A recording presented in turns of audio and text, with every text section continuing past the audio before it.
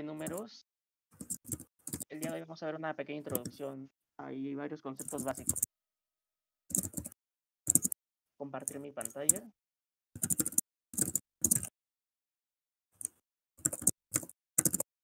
Por ahí escucho un teclado. ¿Quién sea? El teclado es metralleta. Flexiendo el teclado mecánico. Bueno, comencemos. Vamos a comenzar con algunos conceptos básicos. Bueno, vamos a ver teoría de números, entonces vamos a ver qué conjuntos de números vamos a estar usando de aquí en adelante. Pues sabemos que están los números enteros, usualmente es con una Z así mayúscula, y los números enteros simplemente son todos los números negativos y positivos y el 0, ¿no? -3, -2, -1, 0, 1, 2, 3, y así hasta el infinito por ambos lados, ¿no?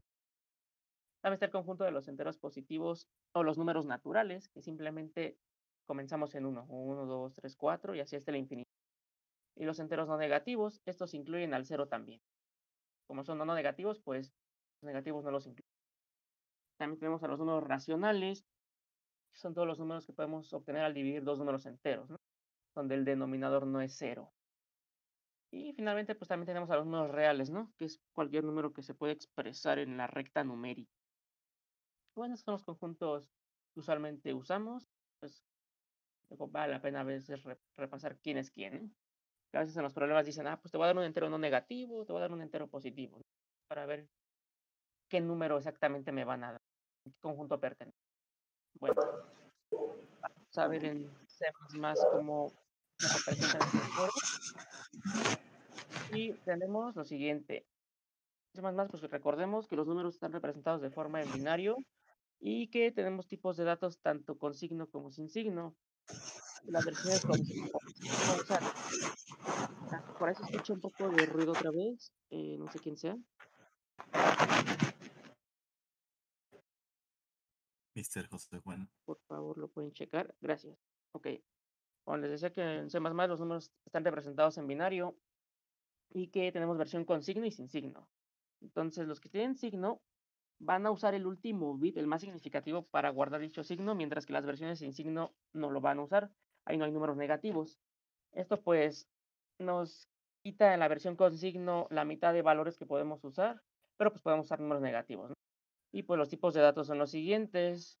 Tenemos el clásico entero, que es el entero de 32 bits, que también se le suele llamar int 32-t.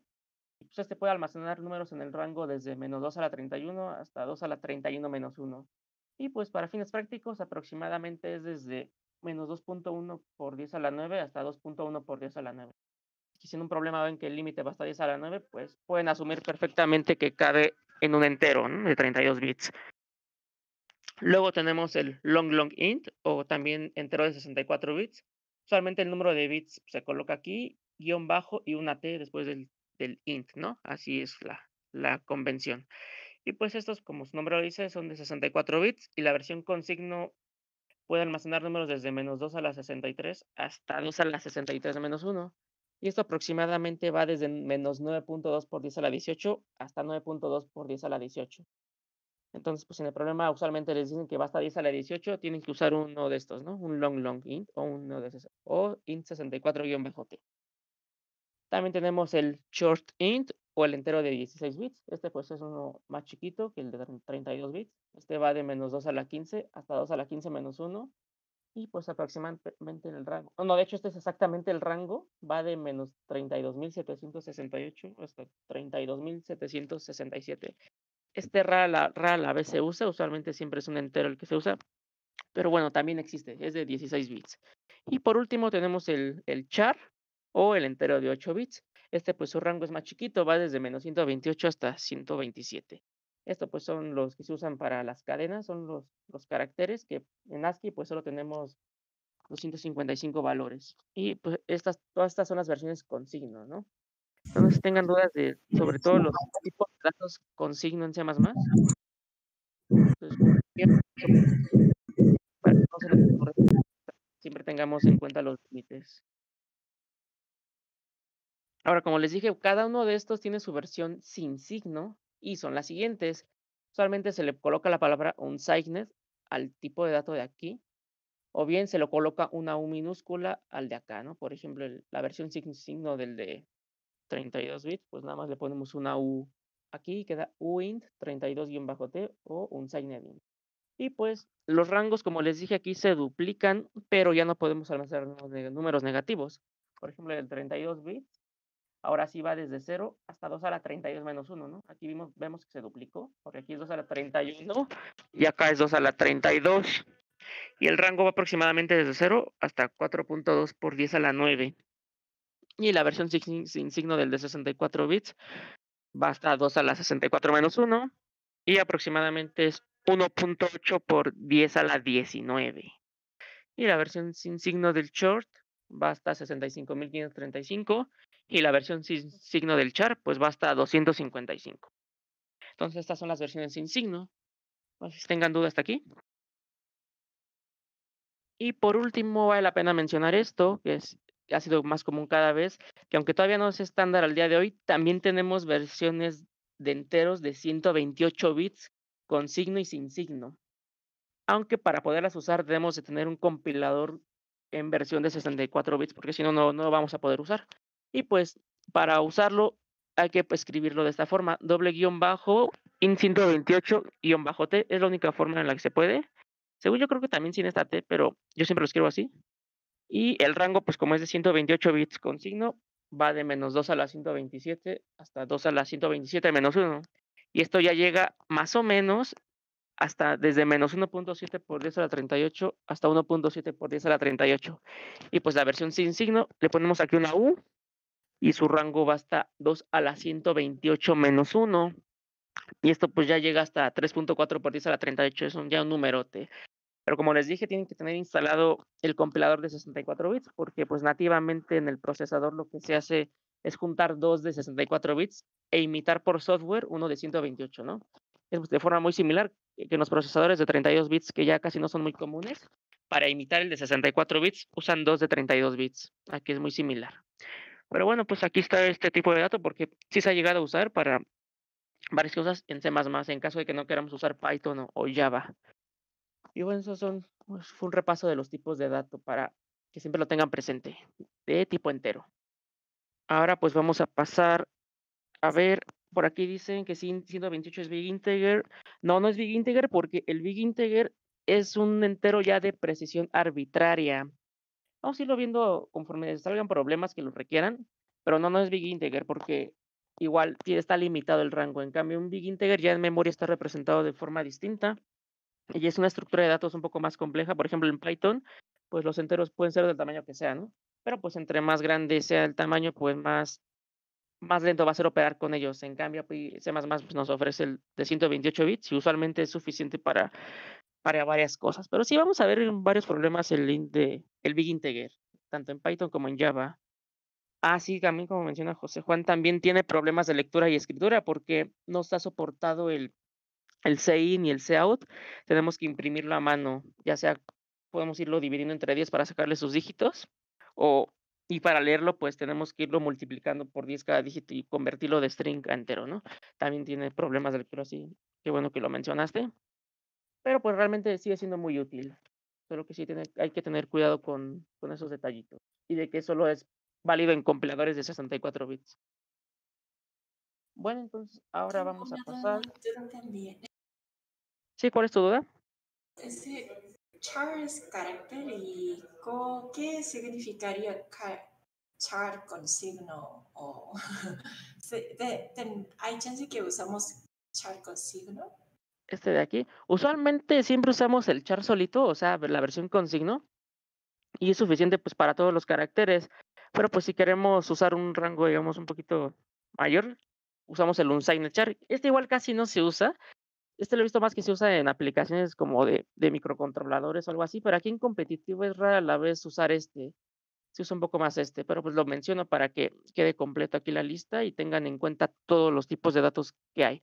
Pero sí, estos dos de aquí casi nunca he visto que se usen. Y el short casi nunca he visto que se use en ninguna de sus dos versiones. Es más común el int solito o el entero de 64 bits o el char. Estos tres son los más comunes. Los demás casi no se usan. Ok, Ok. gracias. Sí, por nada. Entonces, ahora sí vamos a ver el siguiente concepto que es sobre divisibilidad y algoritmo de la división. Entonces vamos a ver estos dos conceptos qué significan. Supongamos que tenemos dos enteros A y D. Entonces, Alan, tantito, ¿te puedo interrumpir tantito? claro, Hola, hola, ¿qué tal? Hola. Chico, soy el profe Norman. Hey. Sí, nada más un anuncio rápido. Estamos en pláticas con reclutadores de Google y estamos viendo la próxima semana, el próximo lunes a esta hora con ustedes, con intermedios y avanzados, tener una plática de unos 20 minutos para unos proyectos que están interesados platicar con ustedes, personas de Google. Entonces, nada más para hacerles ese anuncio, no vayan a faltar el próximo lunes, que vamos a tener de invitado por ahí a un ingeniero de Google. Ya nada más será un anuncio ahí, cortito. Gracias, Alan. Sí, no te preocupes, profe. Entonces, ok. Vamos a continuar entonces con lo que sigue. Les decía que si tenemos dos enteros A y D, vamos a tener todas estas frases que son equivalentes. Decimos que D divide A, o bien D es divisor de A, D es un factor de A, o A es múltiplo de D. Si existe un entero K, tal que A sea igual a D por K, y usualmente se va a escribir D barrita A. Esto significa D divide A. Todas estas cuatro son equivalentes. Y pues, por ejemplo, el 5 divide al 35, ¿no? Porque 35 es igual a 5 por 7, o bien 35 entre 5 es 7. Entonces, pues K vale 7, ¿no? Este es el concepto de divisibilidad. Es la definición básica. Entonces, y de forma general, ¿qué pasa si un número no divide a otro de forma exacta? Pues tenemos la siguiente definición más general. Si ahora tenemos dos enteros A y B, ambos enteros, donde B es distinto de 0, entonces vamos a decir que existen otros dos Q y R enteros que van a ser únicos, tales que A va a ser igual a B por Q más R, y esta R va a estar encerrada entre 0 y B, y va a ser estrictamente menor a B. ¿Esto qué quiere decir? Que si tenemos dos enteros A y B, entonces si dividimos A entre B, vamos a obtener un residuo Q. No, perdón, un cociente Q y un residuo R. Es por eso que A va a ser igual a B por Q más R, donde R fue como que la parte que no alcanzó a cubrir, ¿no? ¿Cuántas veces? Es como ver cuántas veces cabe B en A, y eso va a ser el cociente. Y el residuo es cuánto sobra, ¿no? Es por eso que el residuo siempre es estrictamente menor a B, porque si excede B, pues podemos como que seguir metiendo B en A y cabe más veces, ¿no? Y así aumentamos la Q. Y por ejemplo, si A vale 52 y B vale 6, pues si al dividir 52 entre 6 obtenemos un cociente de 8 y un residuo de 4. ¿Por qué? Porque 52 es igual a 6 por 8, queda 48, es 4, queda 52. Aquí vemos que el residuo pues siempre es estrictamente menor a 6 y la Q es lo más grande que se pueda, ¿no? Entonces a esto se le llama como el algoritmo de la división, que pues no es más que enunciar esta existencia de Q y R y que siempre van a ser únicos. No va a haber otra pareja que cumpla. Entonces, de esta forma, pues, el cociente y el residuo están bien definidos, ¿sí? No sé si tengan dudas con esta definición de divisibilidad. Y pues naturalmente vemos que si el residuo vale 0, pues B divide A de forma pera, ¿no? Una pequeña observación. Y bueno, en C++, ¿cómo se ve esto? Pues vamos a tener funciones de piso y de techo. Si son enteros positivos A y B, sabemos que el cociente se puede hallar con el operador de división de esta barrita de aquí, y el residuo con el operador de módulo, que es el porcentaje. Por ejemplo, aquí es este de acá, sea 52 y B es 6. Con simplemente poner A entre B, ya obtenemos de forma automática el cociente, ya no es necesario redondearlo o hacer cosas así. Ahorita vamos a ver por qué. Y el residuo, pues simplemente es A módulo B. Y si imprimimos estos dos, pues obtenemos 8 y 4, ¿no? Así de fácil es en C++ la división. No hay que preocuparnos por redondear ni por quitarle decimales. Si ya son enteros los tipos de datos, la Q ya va a ser entero y ya va a valer 8. Entonces ahora vamos a ver dos funciones que son básicas también para la introducción a la teoría de números, y son las funciones piso y techo. La función piso o la función parte entera de x se las conoce igual. Si tenemos un x que es un número real cualquiera, entonces vamos a definir a su piso o a su parte entera como el máximo entero n, tal que n sea menor o igual a x. Y vamos a escribir estos dos simbolitos de aquí. De hecho, por eso se llama piso, porque eso es como un piso de aquí. Y el piso de x va a ser igual a n, o bien floor en inglés, de x va a ser igual a n. Ujú. Y de forma similar vamos a definir al techo de X. Ahora va a ser como el mínimo entero tal que n sea ahora mayor o igual a X. Y vamos a escribir estos dos simbolitos de aquí. De hecho, por eso se llama techo, porque ahora es como un techito aquí de aquí, estos dos. O bien, en inglés, la función sail de X igual a n. Vamos a ver unos ejemplos, ¿no? Porque luego esa definición cuesta un poco de trabajo de entender, pero aquí vemos, por ejemplo, el piso de pi. Sabemos que pi es 3.14 y algo. Entonces, si le sacamos piso, nos va a dar 3. Es como sacarle su parte entera, ¿no? ¿Ves? Por eso que es el máximo entero, que es menor o igual a X. Entonces, por ejemplo, si tenemos que pi es 3.14 más o menos, ¿cuál es el máximo entero que no se pasa de este número, no? Todos los enteros que no se pasan de pi son el 3, el 2, el 1, el 0, o sea, todos los que están antes, pero pues queremos el máximo, entonces el máximo va a ser 3. Ese es el piso de pi. Aquí vemos otro ejemplito, por ejemplo, si tenemos 2.31, su piso es 2 y su techo es 3. ¿Por qué? Pues por definición, el piso de 2.31 es el máximo entero que es menor o igual a X, o sea, de todos los que están a mi izquierda del número, agarro el mayor que es entero. Y de forma similar, el techo, la definición nos dice que es el mínimo tal que ahora es mayor o igual, o sea, de todos los que están a mi derecha del 2.31, ¿cuál es el mínimo? En este caso es el 3, ¿no? Otro ejemplo, pues el piso de la raíz de 46, porque raíz de 40 es 6 punto y algo, entonces queda 6, ¿no? El piso de 7.3 es 8, y aquí es donde está un poco interesante. El piso de menos 2.7 es menos 3, pero a veces se confunde uno y cree que es menos 2. Es menos 3, la respuesta correcta, porque si dibujamos en la recta numérica el menos 2.7, pues todos los que están a mi izquierda, el primero que va a estar es el menos 3, ¿sí? Y de hecho, más bien, el techo de menos 2.7 sería menos 2, porque es el primero que está a mi derecha. Y aquí otro ejemplo, el piso de menos 4.5 es menos 4. ¿Por qué? Porque de los que están a mi derecha es el mínimo, ¿no? Entonces, ejemplos de estas dos funciones. No sé si tengan dudas aquí. Y bueno, aquí puse algunas propiedades de las dos funciones. Es que, por ejemplo, si n es un entero, sacarle piso o techo no le afecte nada, ¿no? Es idempotente en caso de que sea un número entero al que le estoy sacando el piso o el techo. Y si lo vemos, ¿no? Aquí rápido, por ejemplo, el piso de 1, pues de los que están a mi derecha, tiene que ser mayor o igual, pero pues a mi derecha sigue estando el 1 y a mi izquierda el 1 también, ¿no? Porque la definición dice que es menor o igual. En este caso, pues los enteros siempre van a ser iguales y no los afecta.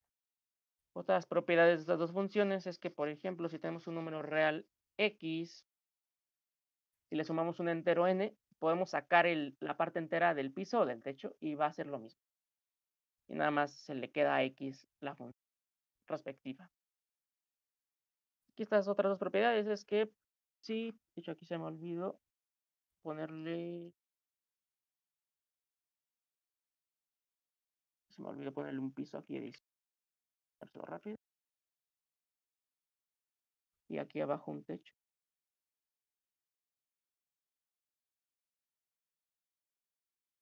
Estas dos propiedades son un poquito ya más avanzadas, según van es que, por ejemplo, si tenemos el piso de x entre m, y eso si lo dividimos entre n, y luego le volvemos a sacar piso, es que se puede reducir a simplemente dividir x entre el producto de m por n, y al final sacarle el piso. Esta la vamos a usar más adelante, de hecho estas dos. Por el momento solo las pongo aquí para que se queden en la lista de propiedades. Igual con el techo, si tenemos el techo de x entre m, a eso lo dividimos entre n, y luego le volvemos a sacar techo, es lo mismo que solo sacar un techo de x entre el producto de m por n. Igual, si tenemos el piso de un número negativo de x, es lo mismo que como que el negativo se sale y se cambia el piso por techo, o viceversa. Estas son algunas propiedades, hay más, pero estas son las principales que vamos a estar usando de repente por ahí. Entonces, pues vale la pena tenerlas aquí anotadas en la lista. Hasta en el reference podrían ir, cualquier cosa no se sabe, ¿no?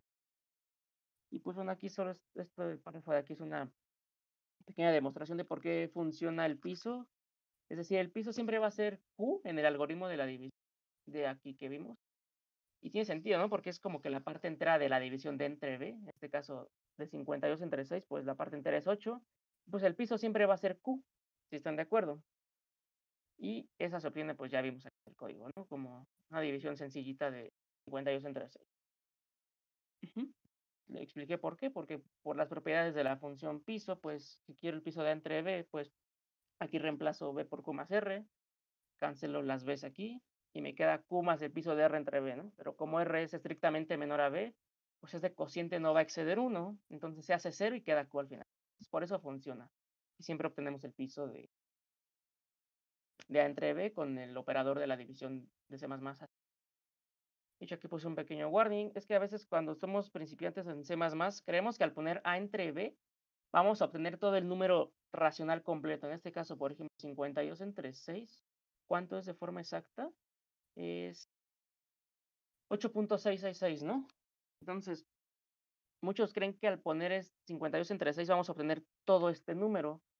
Pero no es cierto. Es si A y B son enteros, tal y como lo vemos aquí, pues nada más vamos a obtener la parte entera porque así funciona el lenguaje, ¿no? Tal vez en JavaScript o en algunos otros, ahí sí obtengamos todo el número racional, pero aquí al menos en C++ no. Solo vamos a obtener el piso, ¿no? Como ya vimos. Si quisiéramos obtener todo el número completo, en este caso es este de aquí, el número racional que ya no es entero, pues al menos uno de los dos de A o B tiene que ser un double o un long double o un float, un tipo de dato ya no entero. Y pues la respuesta tiene que guardar en otro tipo de dato flotante, ¿no? Entonces podríamos hacer esto, casteamos A o casteamos B, o si ya A y B son doubles desde el principio, pues ya ahora sí obtenemos el número racional completo.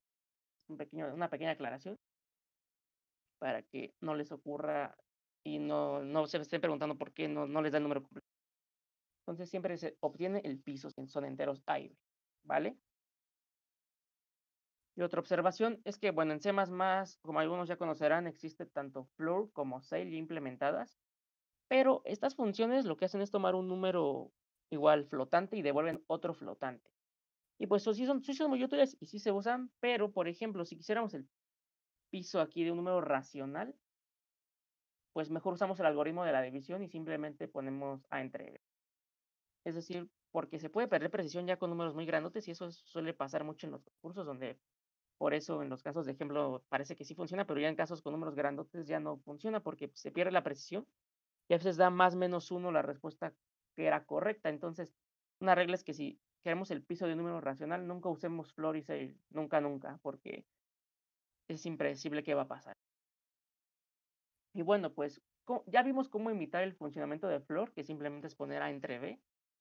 Pero ahora, ¿cómo imitamos el funcionamiento de sail? Pues hay una propiedad que nos va a permitir simularla. Si queremos saber el piso de A entre B, digamos, vamos a usar esta equivalencia. Vamos a decir que va a ser el piso de la división de A menos 1 entre B, y a esto le sumamos 1. Y pues en código simplemente podemos escribir así, y listo, ya obtenemos el techo de A entre B. Y por ejemplo, si tenemos otra vez 52 y 6, sabemos que su techo sería 9, porque pues, esto es 8.666, y su techo, el siguiente que está a mi derecha, es 9, ¿no? Entonces esto se obtiene el 9. Vamos a ver, 52 menos 1 es 51. Y eso entre 6 da 8 el piso y más 1, 9, ¿no? Entonces funciona correcto. Pero ahora veamos el caso en donde es un número, es una división entera. Pareciera que no da, pero vamos a ver que sí. Por ejemplo, 48 entre 6 da 8 exactito. Entonces el techo de 8 sigue siendo 8. Si hacemos esta división, pues sería 48 menos 1 es 47. Y eso entre 6, pues es 7 y algo, ¿no? 7.8333, pero al sacarle piso da 7. Entonces esto es 7, pero más 1 da 8. Entonces también esta equivalencia funciona en ambos casos. Entonces, siempre tengan esto también presente. Esta es la equivalencia correcta que hay que usar. Bueno, aquí puse una pequeña demostración de por qué sí funcionan. De hecho, al final de la clase les voy a pasar estas notas, porque todavía las sigo organizando en una página, porque estas son apuntes sueltos, pero les voy a pasar por mientras estos links, para que puedan ver las notas también ustedes cuando quieran.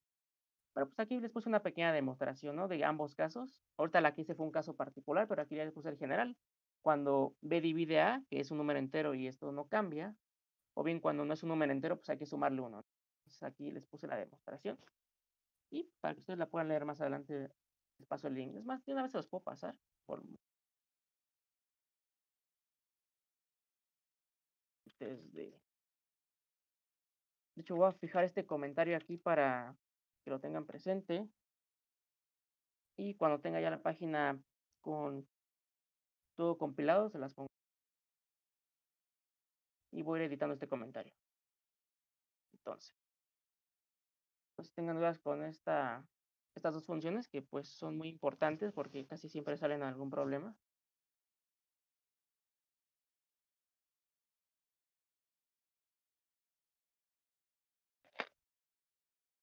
Muy bien, entonces ahora vamos a ver finalmente la función redondeo, o la función round.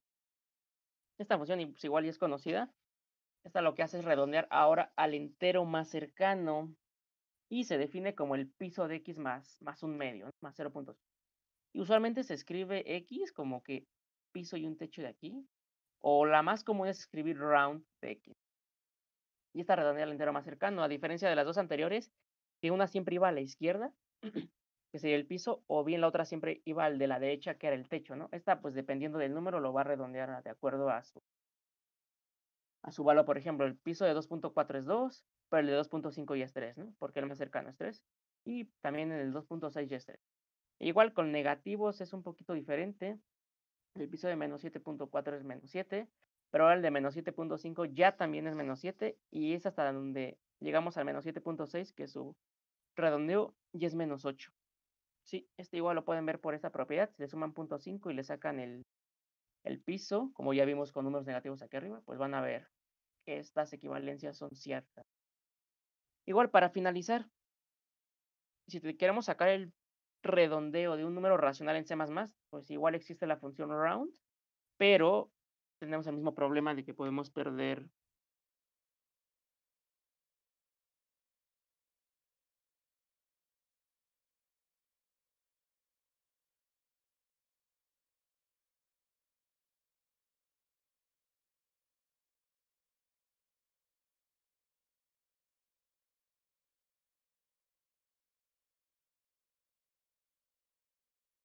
¿Te dejó de escuchar? Sí.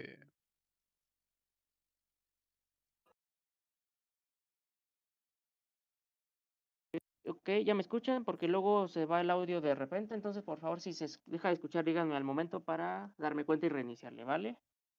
Pero parece que ya se escucha. Entonces les decía que si queremos hallar el redondeo de un número racional a entre b, pues nada más le sumamos un medio y al sumarle, pues aquí sumamos las fracciones, ¿no? Y queda 2a más b, todo esto entre 2b.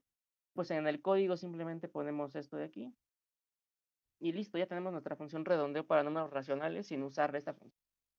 Y con esto ya nunca se va a perder precisión. Entonces, no sé si tengan dudas con...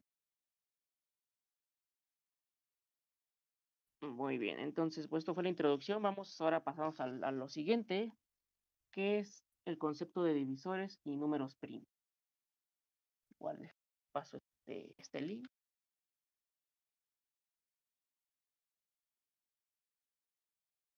Acabamos más rápido de lo que creía la introducción. Entonces vamos a seguir ahora con el siguiente tema, que es divisores y números primos. Bueno, pues ya vimos el concepto de divisibilidad. Ahora vamos a ver ya un poco más algoritmos y el que vamos a ver ahorita es cómo obtener los divisores de un número de forma eficiente, ¿no? Y también, si nos da tiempo, pues vamos a ver el concepto de primo.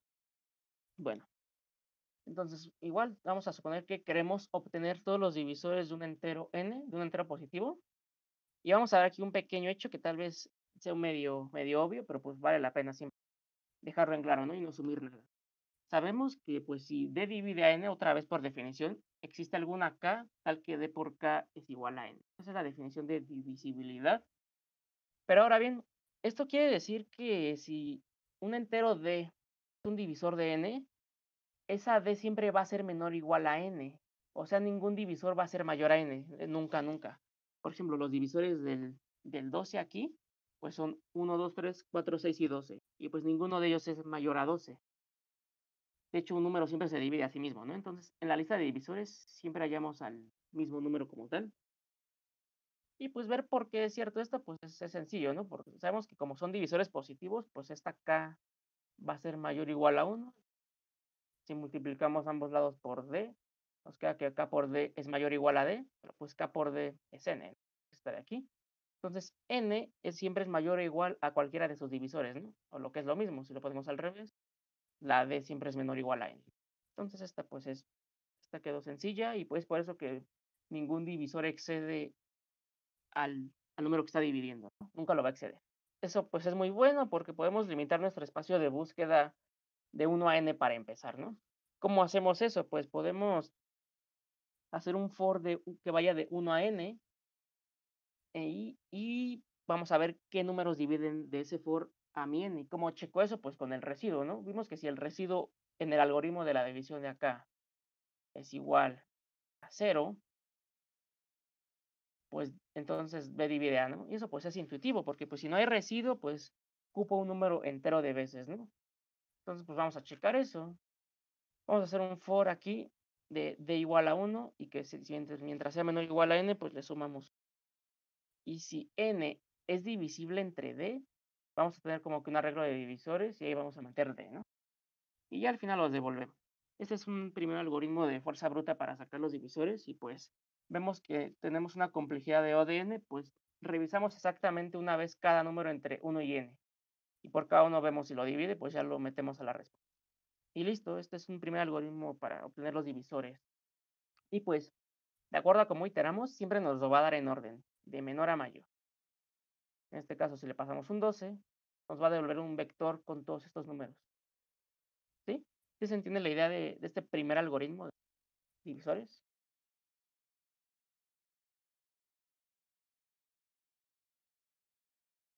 Muy bien, ahora vamos a ver una optimización a este algoritmo. De hecho, la siguiente propiedad que vamos a ver la vamos a estar usando en todas las clases porque es una de las más importantes, pero a la vez una de las más sencillas que podemos hallar. Vamos a mejorar un poco la complejidad con la siguiente observación.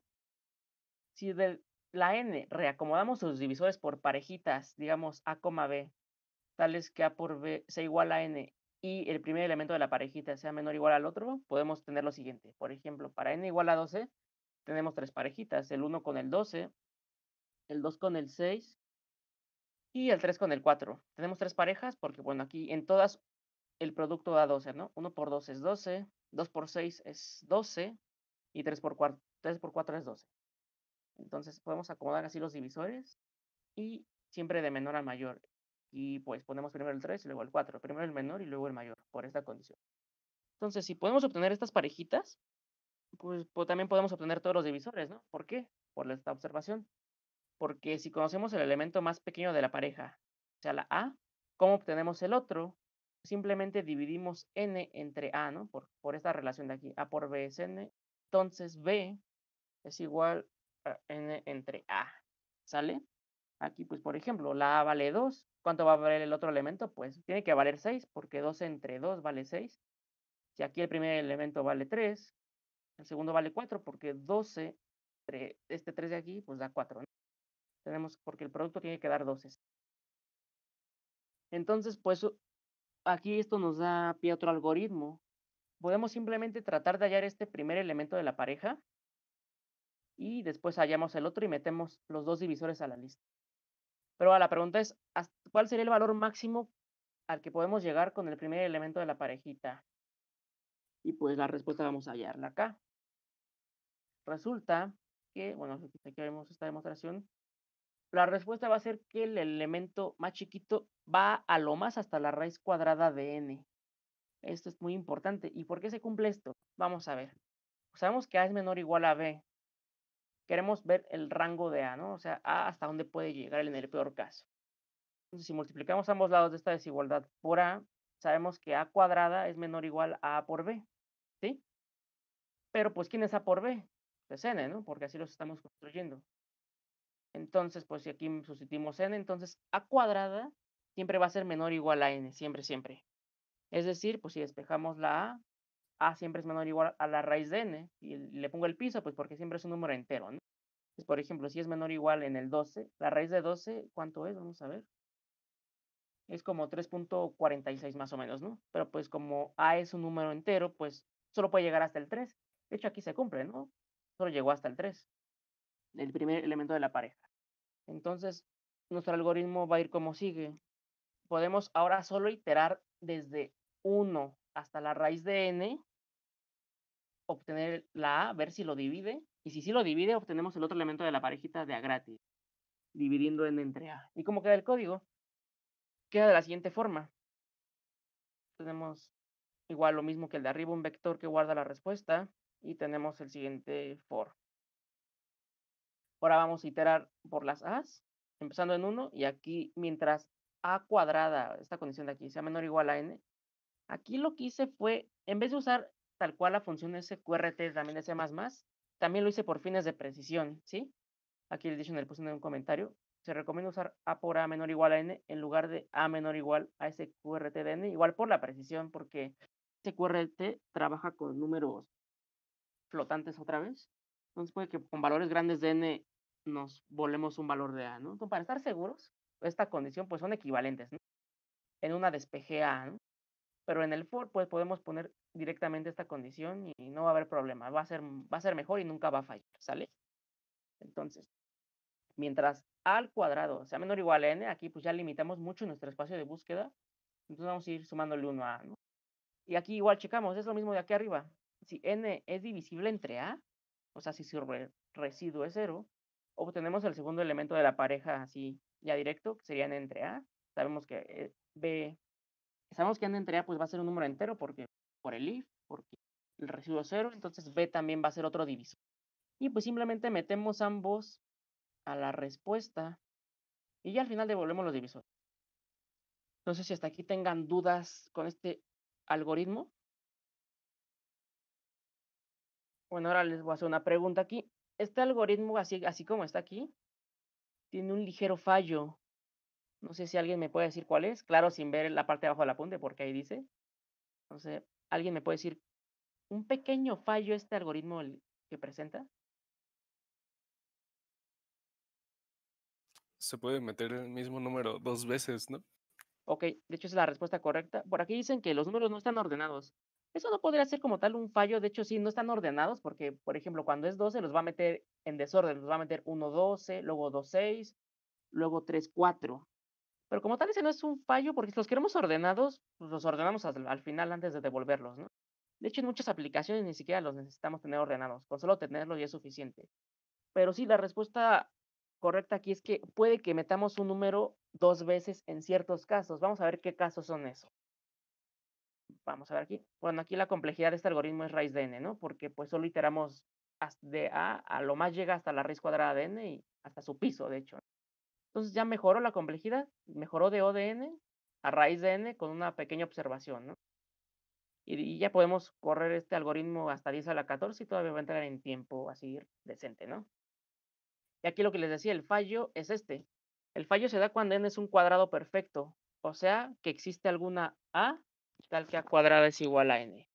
¿Cuáles son los cuadrados perfectos? Pues el 1, el 4, 9, 16, 25, 36, etcétera.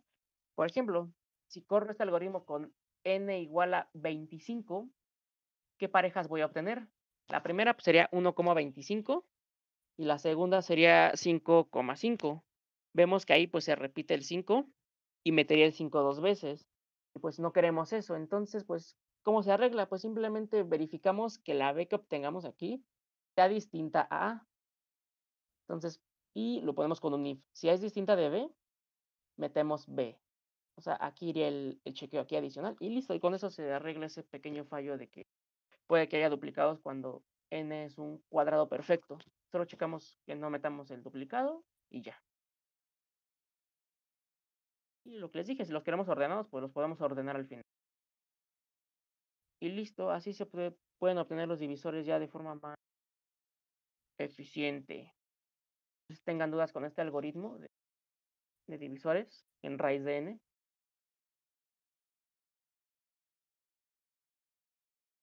Entonces, en resumen, lo que hicimos fue hallar esta propiedad de organizarlos por parejitas para que nuestro espacio de búsqueda se reduzca.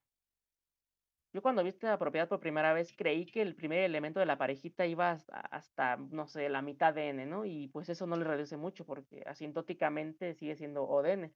Pero cuando vi que realmente llegaba hasta la raíz de n, sí me sorprendí porque dije, pues, ¿cómo, no?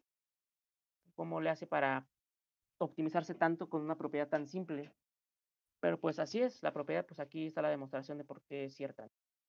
Entonces, y llegó el algoritmo de divisores. Ahora vamos a continuar con números primos. Vamos avanzando bien. Cualquier duda que tengan en cualquier momento me dicen o que me deje de escuchar, que desafortunadamente siento que eso va a pasar cada clase porque no sé, Discord creo que tiene un bug en el celular. Voy a ver si lo puedo arreglar de otra forma, pero vamos a continuar. Entonces vamos a ver qué es un número primo. Los números primos son muy importantes en teoría de números porque son como que los números más básicos, más sencillos que podemos usar para a partir de ahí construir más números, ¿no? Eso lo vamos a ver en otra clase, pero vamos a empezar definiendo los números. Decimos que un número entero, usualmente se le llama P a los primos, por P porque es P de primo. Un número P es primo si es positivo y P es mayor o igual a 2. O sea, por definición así vamos a decir que es mayor o igual a 2. Vamos a descartar al 1 ya desde aquí, ¿sí? Y los únicos divisores de P es 1 y P. O sea, no es divisible entre ningún número extra que esté entre 1 y P. Porque sabemos que para cualquier número n, el 1 y el n siempre los dividen, siempre, sin importar quién es. Y en el caso de los primos, queremos que esos dos sean los únicos que lo dividen, que no haya números intermedios que lo dividan. Y pues los ejemplos de primeros números primos son 2, 3, 5, 7, 11, 13 y así, ¿no? Hasta el infinito. Hay infinitos números primos. Entonces, vamos a decir que si un número no es primo, entonces es compuesto, ¿vale? Y por los primeros números compuestos, pues son los que no aparecen aquí, que sería el 4, 6, 8, 9, 10, 12, 14, 15 y así, ¿no? Hasta el infinito también. Y por convención, vamos a asumir que el 1 no es ni primo ni compuesto. El 1 simplemente lo vamos a llamar pues el 1 o la unidad, ¿sí? ¿Vale? Por pura convención les digo. Antes se definía que el 1 era primo, pero eso luego da muchos problemas para demostrar cosas ya más adelante. Entonces se decidió que el 1 no fuera primo, pero tampoco compuesto. El 1 es simplemente como que un caso especial. Entonces, no sé, hasta aquí tenga dudas con la definición de qué es un primo. Muy bien, entonces otra observación es que pues por definición un primo nunca va a ser negativo tampoco. O sea, ni el -2, ni el -3, ni el -5 van a ser primos, ¿no? Sí, por aquí preguntan si no es primo por conveniencia. Sí, justamente por conveniencia, porque como les dije, para demostrar cosas más adelante o para varios hechos que se van deduciendo, que el 1 sea primo da mucha lata. Entonces se decidió que no fuera primo, pero tampoco compuesto, ¿vale? Entonces sí fue pues por pura conveniencia. Sí, luego muchas cosas se definen por conveniencia, por facilidad, para que lo que sigue que vayamos construyendo no se complique. Sí, por pura conveniencia entonces. Entonces, ahora vamos a ver. La pregunta que nos hacemos naturalmente algorítmica es, pues si tenemos un número n, ¿cómo sabemos si es primo o no? O sea, queremos hacer una función que decida si un número que le pasemos como argumento sea primo o no y nos va a decir true o false, ¿no? Que es un sí o no. ¿Cómo vamos a saber esto? Pues vamos a primero usar la definición para ver si es primo o no, porque la definición nos dice una forma de descartar primos y compuestos, ¿no? Distinguirlos entre sí. Pues, ¿cómo sabemos si es primo? Vamos a ver, pues, que los únicos divisores del argumento sean 1 y p, o sea, si contamos el número de divisores de esa n, tienen que ser 2 exactamente, ¿sí? Entonces, pues, ¿cómo queda el algoritmo? Vamos a hacer una función que devuelva un booleano, le puse aquí isPrime, o sea, es primo, recibe la n, y pues vamos a ir contando el número de divisores que tenga esa n. Aquí pues llevamos en esta variable el dicho conteo, e igual hacemos un for. Vamos a ir iterando desde 1 hasta n, y le vamos a sumar 1 en cada paso, ¿no? Y simplemente hacemos, si n es divisible entre d, o sea, si dejo un residuo de 0, le sumamos 1 a esta variable auxiliar, ¿no? Y al final devolvemos, pues, que el número de divisores sea exactamente igual a 2. Esto va a devolver un valor de verdad. Y va a ser true, sí, solo sí, esto vale 2. En cualquier otro caso va a devolver false. Y es justamente lo que queremos, ¿no? Porque, por ejemplo, si le pasamos un 7, pues solo el 1 y el 7 dividen al 7 y esto va a valer 2. Pero, por ejemplo, si le pasamos un 6, esta variable de número de divisores va a valer 4, porque pues el 6 tiene al 1, al 2, al 3 y al 6 como divisores. O sea, el 2 y el 3 fueron los divisores extra, ¿no? Que lo dividen. Y pues como el 4 no es igual a 2, pues, va a decir que no es primo. Y eso es correcto, no es lo que queremos. Y pues bueno, ¿esto qué complejidad tiene? Pues sería otra vez O de n, ¿no? Porque pues, testeamos cada d entre 1 y n exactamente una vez. Entonces sería lineal la complejidad. Pero pues vamos a volverlo a optimizar. Igual, así casi siempre vamos a hacerlo aquí en esas clases. Vamos a ver el algoritmo así de fuerza bruta. Casi usa la definición y lo vamos a ir mejorando para que ya sea listo para usar. Y bueno, vamos a optimizarlo para empezar de la siguiente forma. Como les dije, el 1 y el n siempre dividen a n, siempre, sin importar quién sea n, ¿no? De hecho, estos los podemos llamar los divisores triviales de n, porque pues no cuesta nada de trabajo hallarlos, ¿no? Y entonces, en el momento en el que encontremos un divisor que no sea ni 1 ni n, o sea, lo vamos a encontrar entre 2 y n-1 en este rango de aquí. A estos los podemos llamar divisores no triviales, ¿no? Porque esos sí cuestan un poco más de trabajo encontrarlos, no se ven tan triviales, por eso se llaman así. Entonces, si encontramos un divisor en este rango, ya podemos decir que n es compuesto y desde ahí podemos decir que no y retornamos false, ¿no? O sea, ya no seguimos checando con más números. Y dicha implementación se ve así. Aquí ahora hay que poner el 1 como un caso especial, ¿no? Porque este a veces da lata. Pero pues simplemente decimos, si n es igual a 1, decimos que ya no es primo. En otro caso, checamos ahora los números entre 2 y n-1, aquí. Y en el primero que encontremos que lo divida de forma exacta, desde ahí decimos que no es primo, ¿no? Entonces encontramos un divisor no trivial y decimos que ya no es primo y devolvemos false desde aquí. Si se fija la diferencia de este con este es que aquí devolvíamos la respuesta hasta el final, pero aquí la podemos devolver antes, ¿no? Y ya, si no encontramos ningún divisor trivial, pues devolvemos que sí. Si llegamos a este punto, pues sí fue primo, porque no hubo ninguno. Este algoritmo vamos a ver qué pasa aquí. Para los números compuestos, este algoritmo es mejor porque desde antes devuelve. De hecho, para los números pares, un número par siempre es divisible entre 2, ¿no? Entonces, luego va a encontrar al 2 y va a decir que es compuesto ya desde el principio. Entonces, de hecho, para los números pares siempre va a ser complejidad constante. Pero, para los números primos, es el peor caso porque tuve que checar todos y como ninguno lo dividió, tengo que asegurarme que ninguno lo divida y llegar hasta acá. Entonces, pues desafortunadamente este algoritmo en el peor caso sigue siendo O de n y vamos a decir que es O de n porque la complejidad se obtiene siempre en el peor caso. Entonces, cuando es un número primo, tenemos que checar todos para asegurarnos de que nadie lo divide y la complejidad es lineal. ¿Cómo vamos a optimizar esto para que en todos los casos garanticemos una complejidad mejor? Vamos a usar una idea muy similar a la de la propiedad de la raíz cuadrada. Esta propiedad, pues, como les dije, se va a usar mucho. Vamos a volverlo a usar acá. Abajito. Dice, si por ejemplo sabemos que n es igual a a por b y a es menor o igual a b, pues a es menor o igual a la raíz cuadrada, ¿no? Volví a repetir la propiedad aquí, abajito. Entonces, si tenemos que a es un divisor, pues no trivial de n, pues solo ahora vamos a buscar dichas a's en este rango de 2 hasta la raíz cuadrada de n.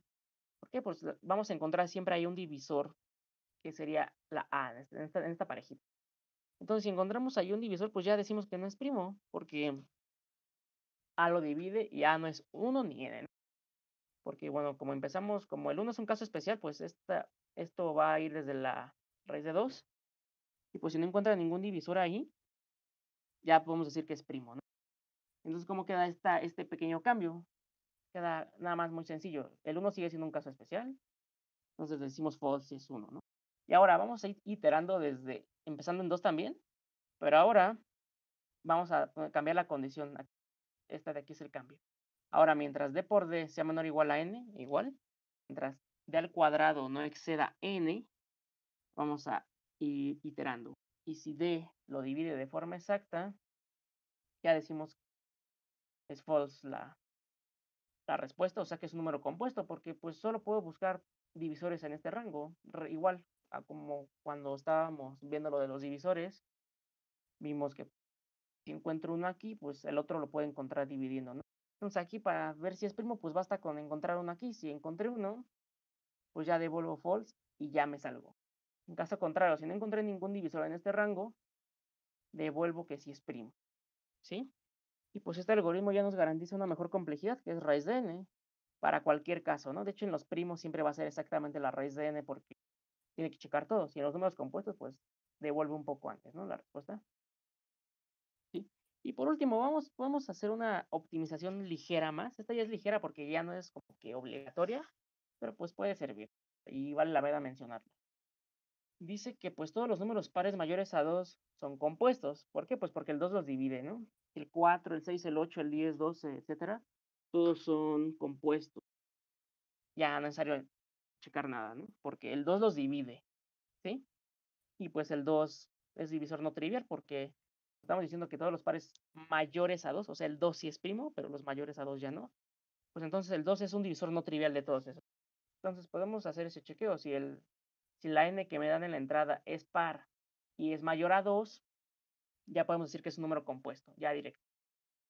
Pero si no, si la n que me dan es impar, están de acuerdo que a un número impar el 2 nunca lo va a dividir.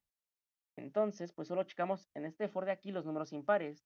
Entonces podríamos modificar la línea 3 por esto, empezando ahora en 3, la condición se queda igual hasta la raíz cuadrada, pero ahora pues vamos dando saltitos de 2 en 2. O sea, solo checamos los divisores impares, el 3, el 5, 7, 9 y así hasta que terminemos. Y pues esto, a pesar de que asintóticamente sigue siendo raíz de n, es como dividirlo entre 2, ¿no? Raíz de n entre 2, más o menos la complejidad. Y puede funcionar para muchos casos, en donde queremos optimizar mucho los límites en tiempo. Pues bueno, implementar esto es muy fácil, ¿no? Solo hay que cambiar este for por este otro for, y al principio hacer el chequeo de que si n es mayor o igual a... Si es par y es mayor a 2. Y pues esta es otra optimización. No sé si tengan dudas con todo lo que hemos visto hasta ahorita.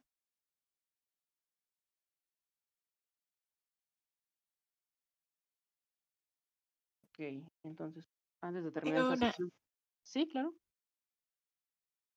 Ahí si dividimos entre D, Ujú. eso sí no hay caso que no redondea porque ese valor es int, ¿no? ¿Te refieres a esta parte de aquí? Ajá. Sí, como les dije, como todo aquí, todo lo que vamos a estar trabajando es entero, nunca va a haber problemas de precisión ni nada. Y aquí este operador, recordemos que es el operador de residuo, es decir, nos va a dar, nos regresamos tantito, nos va a decir pues la R aquí en el algoritmo de la división.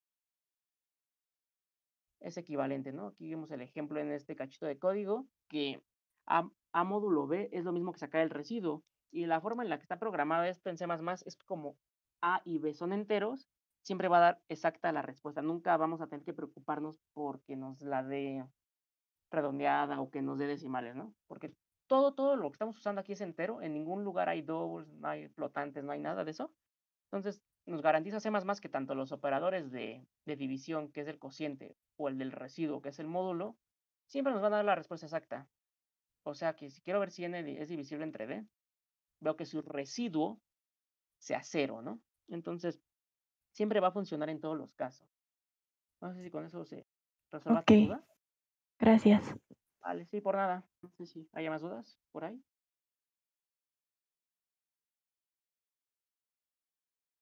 Sí, de hecho, pues como esto es la teoría de números básicamente estudia a los números enteros.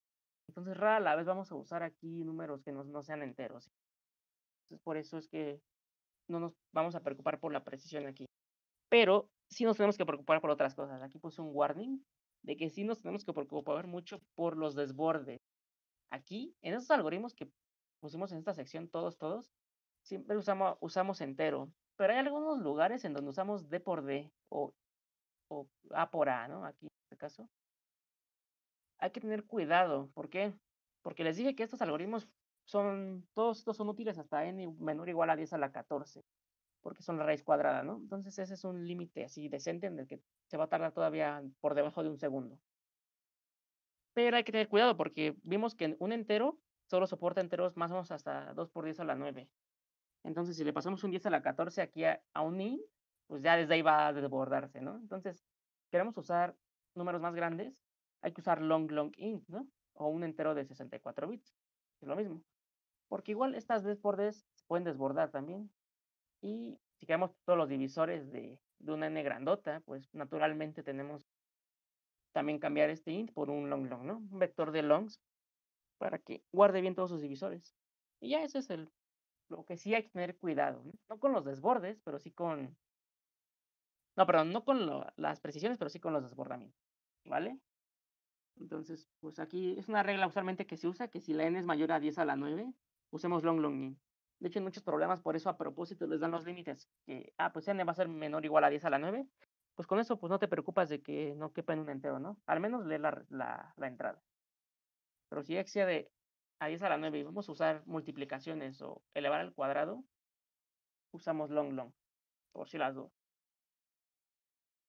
¿Ok? Entonces, si hasta aquí tengan dudas con estos algoritmos.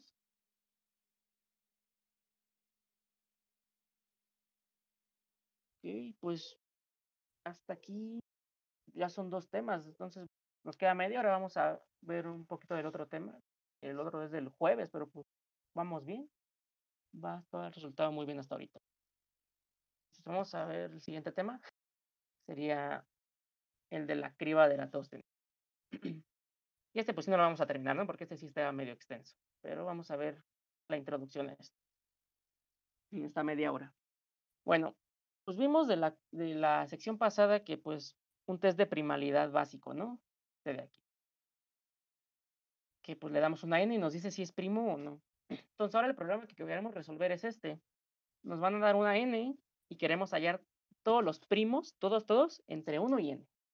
¿Cómo le hacemos? Es una forma sencilla que podemos hacer es reusar este código de aquí, este test de primalidad, y llamarlo para cada i, digamos, entre 1 y n. Y si la i resulta ser prima, pues la metemos al arreglo de primos, ¿no? En este caso, pues, supongamos que aquí arriba de este código está implementada esta función de acá.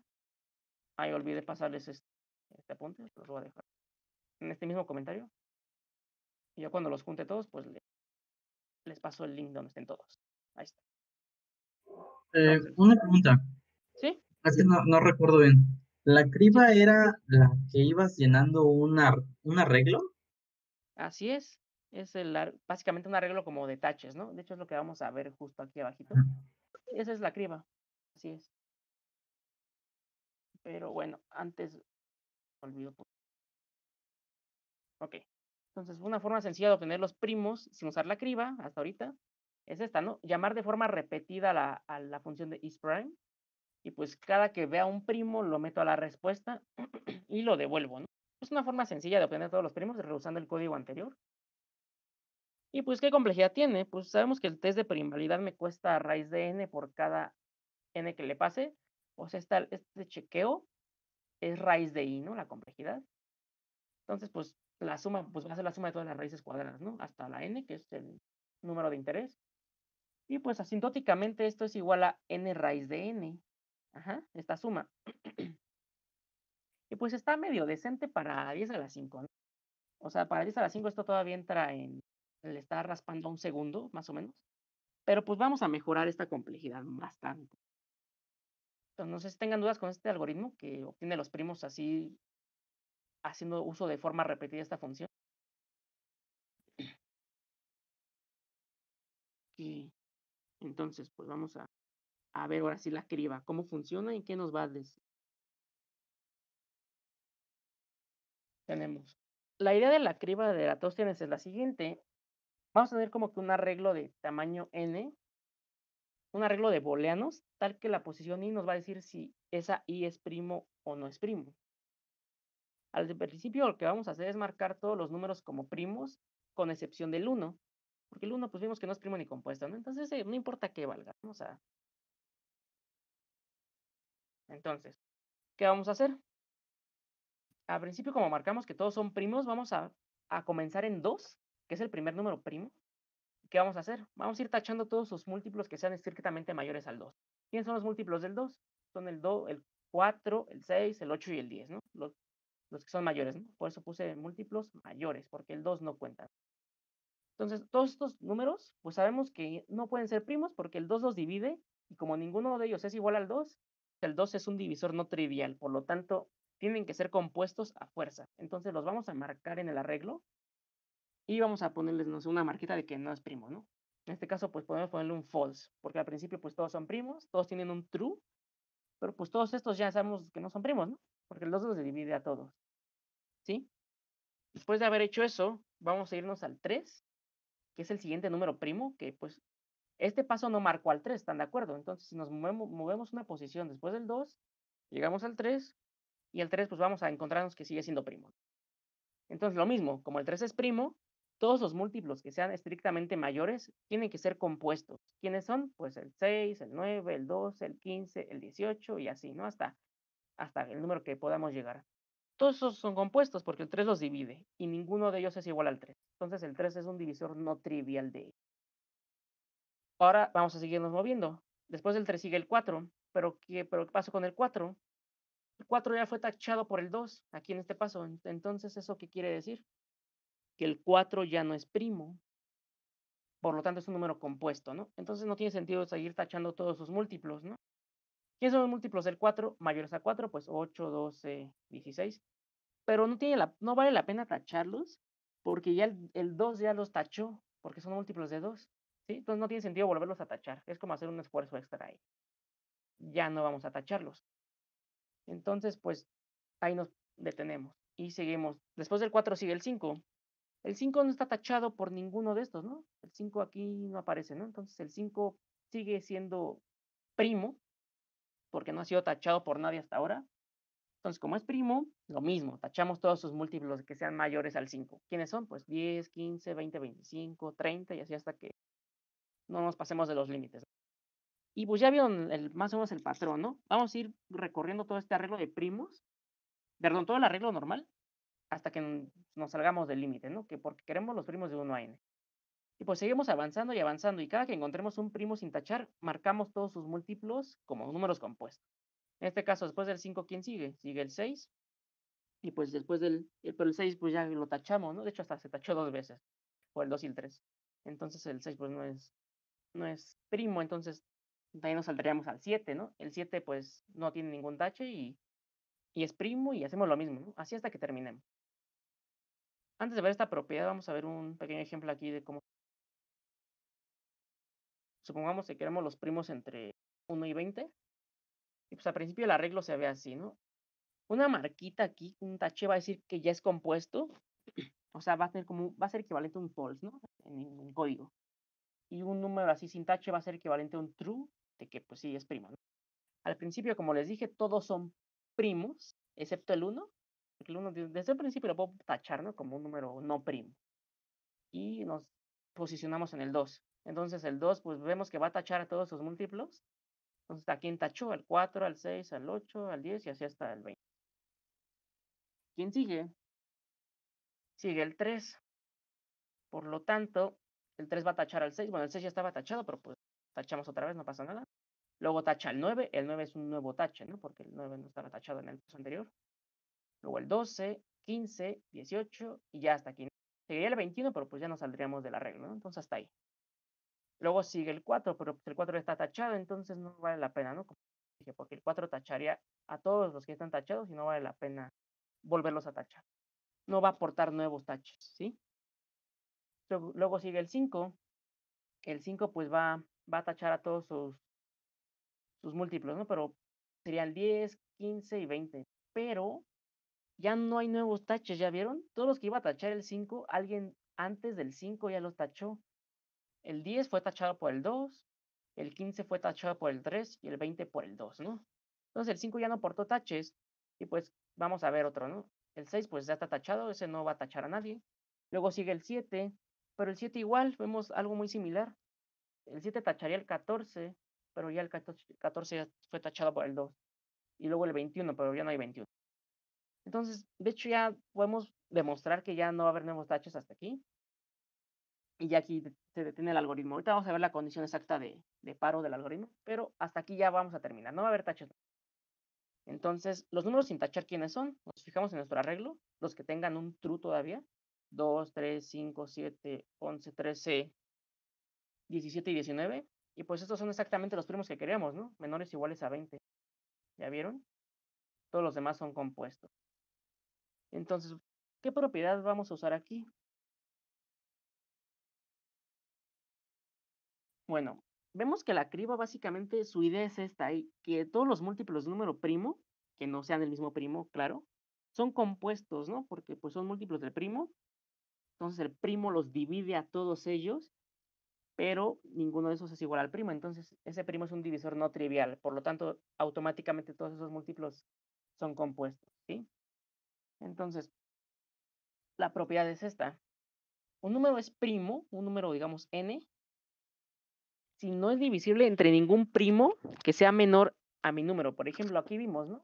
En este ejemplo, por ejemplo, el 7 es primo. ¿Por qué? Porque no es divisible entre ningún primo que está anterior. Por ejemplo, ¿cuáles son los primos anteriores al 7? 2, 3 y 5, ¿no? Como ninguno de esos tres divide al 7, entonces pues ninguno lo marcó. Por lo tanto, tiene que ser primo a fuerzas, ¿sí? Y esta propiedad es un poco más fuerte que la que usamos antes. Recordemos el test de primalidad, este de aquí. ¿Dónde está? Este de aquí. ¿Cómo checábamos si un número era primo? Iterábamos sobre todos los números entre 2 y la raíz de n. Y si alguno lo dividía, decíamos que ya es compuesto. Pero la criba nos está diciendo que no hace falta iterar por todos los números, todos exactamente, sino por los puros primos, ¿sí? O sea, si un primo lo va a dividir, a fuerzas todos sus múltiplos también, ¿no? Por lo tanto, para el 7, por ejemplo, el test de primalidad lo que hacía era pues testear todos los números, ¿no? Incluso el que ni siquiera estaba optimizado a la raíz, ¿no? El normalito. Este pues checaba todos los números entre 2 y 6. Entonces esto nos dice que solo puedo checar los primos que sean estrictamente menores a n, y combinado con esta propiedad, pues todos los primos que solo estén en este rango, ¿sí?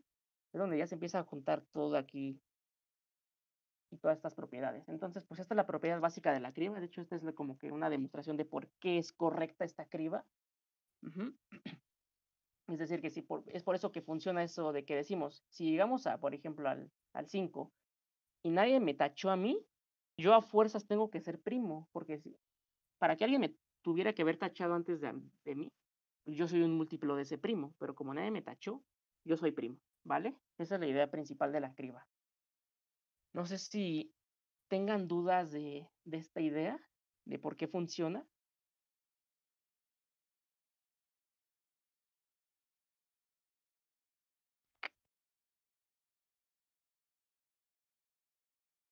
Pues, ¿cómo queda la implementación de esta idea básica? Va a quedar así. Vamos a tener una función que se llama SIB, que esta es criba en inglés, así se le suele llamar. Y va a devolver un vector de booleanos, ¿no? Que es el arreglo de las marquitas, ¿no? Todos estos son true, que no tienen tache, y los que tienen tache son false. Hay unas implementaciones donde la lógica es al revés, o sea, todos al principio tienen un false, de que ninguno es compuesto, y solo se cambia la lógica, ¿no? Pero es equivalente. Es como cambiar todos los trues por false y todos los false por true. ¿Ah? Yo lo implemento así. Al principio digo, pues todos son primos, ¿no? Al principio aquí declaro un arreglo de booleanos, donde todos son primos al principio. Y aquí una pequeña observación. Le doy tamaño n más 1. ¿Por qué? Porque como está indexado en 0, el arreglo, quiero poder acceder a la posición n de forma exacta, ¿no? Entonces hagan de cuenta que aquí hay un 0 aquí antes, que prácticamente ese 0 no nos va a importar, pero pues usa espacio. Entonces, realmente esto tendría tamaño 21, pues por eso que aquí le pongo n más 1, solo para poder acceder de forma exacta hasta la posición n de forma inclusiva. Porque si lo declarara de tamaño n, así, sin el más 1, solo pudiera acceder hasta la 19. Pero pues por comodidad y porque en el código no quiero restarle 1, le doy tamaño n más 1, ¿no? Es la forma más sencilla de hacerlo. Y pues el segundo argumento de un vector lo puede inicializar de un jalón con puros trues, ¿no? Omito esta parte, se inicializa con false, pero lo quiero con trues, entonces lo pongo así, ¿no? Así me ahorro un for, porque podría ser un for abajo en donde ponga que todos valen true, pero pues, esto es más rápido, ¿no? Esto es gracias a la STL de C++. Entonces, al principio pues marco el 1 como no primo, y de hecho también el 0 pues quedamos que no importa mucho. Y digo que el 1 no es primo solo para que esté correcto todo esto, ¿no?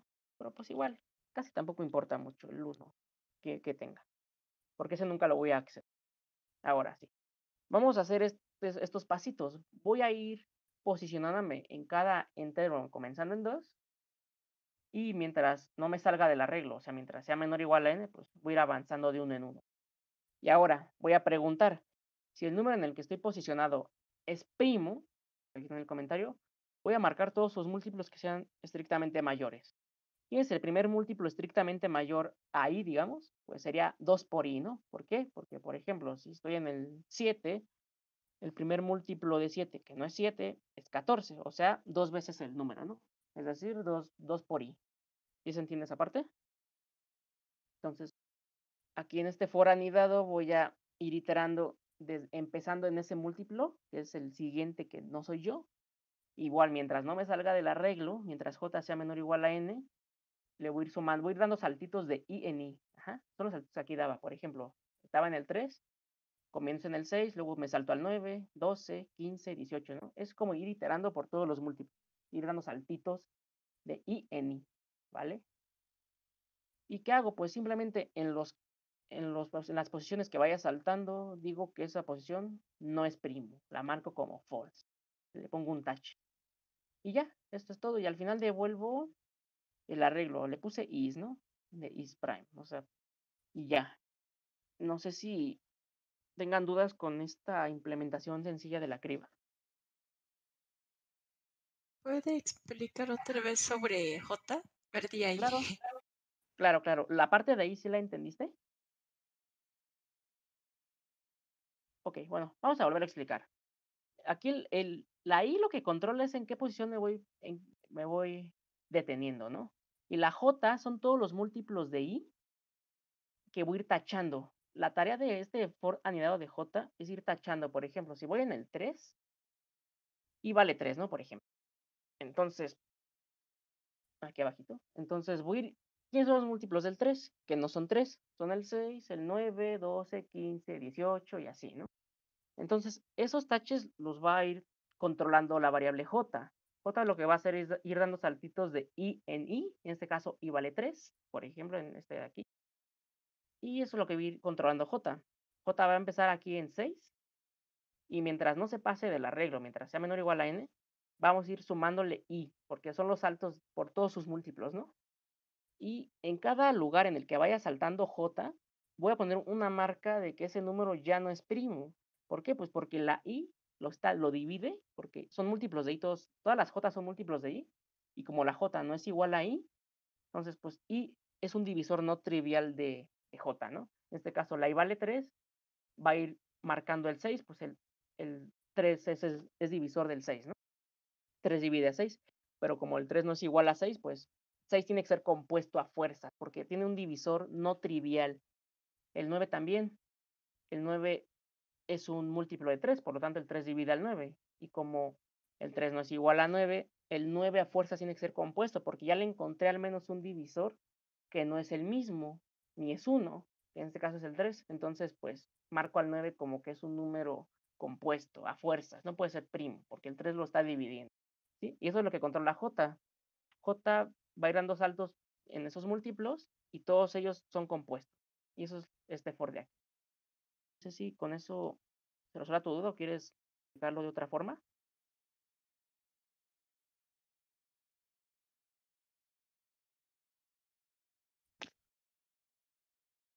Pues voy a asumir que sí respondí a tu duda, pero cualquier duda que tenga cualquier persona en cualquier momento me puede avisar. Entonces, esta es la primera implementación de la criba. No hay más dudas. Creo que ya entendí. Gracias. Entonces, cualquier cosa me avisan, ¿vale? La J es la que controla los múltiplos y esos son los taches que voy a ir poniendo. Y bueno, ahora, ¿qué complejidad tiene esto? Son dos for anidados y luego cuando vemos for anidados creemos que es cuadrática la complejidad, pero en este caso la complejidad es la siguiente. Fíjense que por cada salto que doy en i, voy a hacer el siguiente número de pasos. Por ejemplo, cuando i vale 2, voy a iterar por todos los múltiplos de 2. ¿Cuántos múltiplos de 2 hay? ¿Cuántos múltiplos de 2 hay que no excedan n? Aproximadamente n entre 2, ¿no? Hay que es aproximado porque le podríamos restar 1 porque el 2 no lo toma en cuenta, pero y le tengo que sacar un piso porque tiene que ser un número entero, pero asintóticamente puedo hacer esa simplificación y pues puedo decir que aproximadamente hay n entre 2 múltiplos de 2, ¿no? Y luego, ¿quién sigue? Sigue el 3. Voy a tachar todos los múltiplos de 3 y pues aproximadamente son n entre 3 taches, ¿no? Los que voy a ir poniendo. Luego, ¿quién sigue? El 4, pues no, porque el 4 no es primo y el 4 no va a tachar a nadie. Sigue el 5. El 5 pues va a tachar a todos sus múltiplos. Y aproximadamente hay n entre 5 múltiplos de 5 que no exceden n, ¿no? Por estas dos condiciones de aquí. ¿Sí? Luego, ¿quién sigue? Sigue el 7, porque, bueno, el 6 no va a poner taches, ¿no? El 7, si la n fuera más grande, va a poner más taches, ¿no? Y así, de hecho, pues esta suma se puede ver así. Se puede ver, vamos a ir iterando por todos los primos que son menores o iguales a n. Esta n la puedo factorizar, porque todos tienen una n. Y pues esta n va a multiplicar a la suma de todos los inversos multiplicativos de todos los primos. O sea, esta suma de aquí. 1 entre p sumado por todos los primos menores o iguales a n. Pero bueno, se puede demostrar que esta suma de aquí asintóticamente es igual al logaritmo del logaritmo de n. Ajá. Esto se puede demostrar con cálculo. Aquí no vamos a ver esa demostración porque está un poquito complicada, pero asintóticamente es esto. O sea, esto crece muy, muy lento, este término de aquí. Es el logaritmo del logaritmo, imagínense. O sea, si n es, no sé, 2 a la 32, al sacarle un logaritmo queda 32, ¿no? Pero al sacarle el otro logaritmo queda 5. O sea, esto apenas llegó a 5 con un numerote, ¿no? O sea que esto prácticamente es lineal. No es lineal exacto, porque bueno, es por esta n de aquí, pero es casi, casi lineal, ¿sí? O sea, en la práctica tiene un desempeño muy, muy bueno. Y pues esta es mucho mejor a n raíz de n, ¿no? Que esta es la que teníamos al principio de acá arriba, donde pues simplemente por cada número veíamos si era primo con el test de primalidad de aquí, ¿no? Y pues ahora esta complejidad de acá nos permite usarla hasta n menor o igual a 10 a la 7. Ahí todavía entra muy bien en tiempo, tarda como un segundo. Y pues ya mejoramos, ¿no? Y ya no dependemos del test de primalidad. Este código no depende de nada. Y listo. La única desventaja ahora de esto es que la memoria ahora ya es lineal, porque pues tenemos que guardar este arreglo de marcas, ¿no? Entonces, la complejidad de memoria ahora es lineal. Y aquí en el otro método que teníamos, la complejidad de memoria era constante, porque, bueno, de hecho, al final, nada más es para guardar los primos, ¿no? Pero no requerimos un arreglo adicional como acá. Entonces, esta es como que bueno, no es desventaja como tal, pero es como que la diferencia más bien con el otro, ¿no? Aquí hay memoria extra, ¿vale? Pero pues en tiempo es una mejora muy importante. No sé si hasta aquí tengan dudas de la complejidad. Como les decía, pues, esta demostración la pueden checar en Wikipedia o cualquier página de por qué es logaritmo de logaritmo. O sea, esta suma, como los primos son muy espaciados, o sea, entre la n sea más grande, cada vez los primos son más raros, ¿sí? A pesar de que hay infinitos primos, se van haciendo más y más raros conforme vayamos avanzando. Es por eso que esta suma crece muy lento, ¿sí? Por aquí estaban escribiendo algo, pero vi que ya no, entonces, no, cualquier duda me comenta, ya sea por audio o por chat. Quedan 7 minutos. Vamos a ver las optimizaciones de la criba, pero yo creo que ya las vamos a ver otra clase. Yo creo que por la primera clase de teoría de números ya fue mucho. Ah, justo donde podemos leer eso. También lo pueden leer en la clásica del CP Algorithm, esta de aquí. Y aquí se explican, en la parte de la criba, se explican por qué la complejidad es esa, ¿no? Usando un poquito de cálculo, pero bueno, aquí la pueden encontrar. Si tienen curiosidad, ¿vale? Es todo esto toda esta sección, es la demostración. Y pues sí está un poquito larga. Pero bueno, aquí la pueden checar. Les puedo pasar esta página. Y vale, entonces yo creo que por hoy ya es suficiente. De hecho, esta clase era hasta el jueves, pero bueno, sí dio tiempo de verla hoy. Vamos a continuar mañana con la cuestión de la criba, sus variantes, cómo se puede optimizar. O sea, esto todavía se puede optimizar más. Si creyeron que esto era ya muy bajo en complejidad, todavía podemos reducirla más en tiempo. Y vamos a ver aplicaciones de la criba y vamos a empezar ya con problemas, ¿vale? No sé si tengan dudas de todo lo que se vio hoy.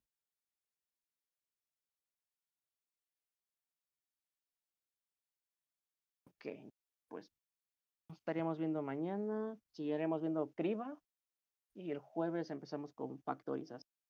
Todo sale bien. Entonces, pues, nos vemos mañana. Que tengan muy buena.